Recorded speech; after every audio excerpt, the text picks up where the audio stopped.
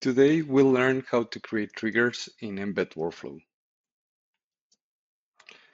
Triggers define the events and data that your application will send to Embed Workflow.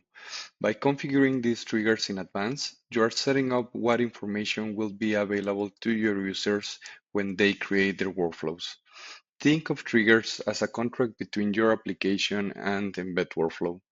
They define what data your application promises to send when specific events occur. Let's create a trigger for when new customers register in your application. Log into your Embed Workflow account, click Triggers in the top menu, and click New Trigger. First, let's set up the basic trigger information. We are going to name this new trigger New Customer Registration, and we are going to select an icon.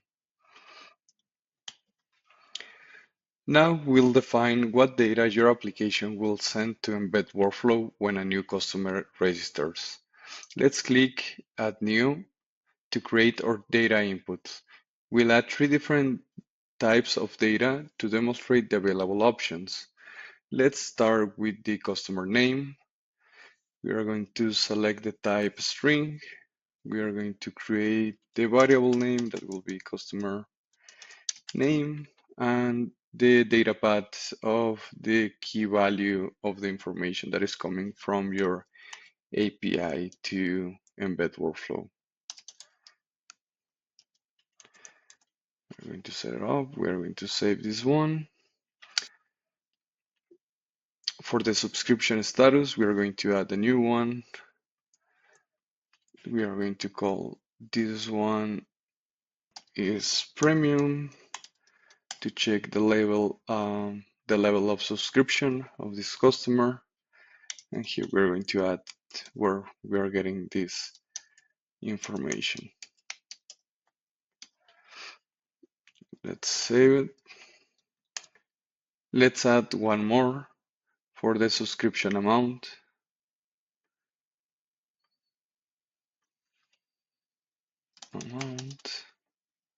And let's set also the data path.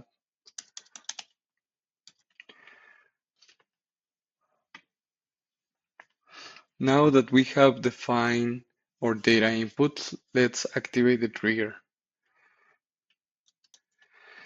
Click the Publish. Let's review what we have created. We have defined a trigger that expects three pieces of data from your application. Each field has a specific data type that matches what your application will send.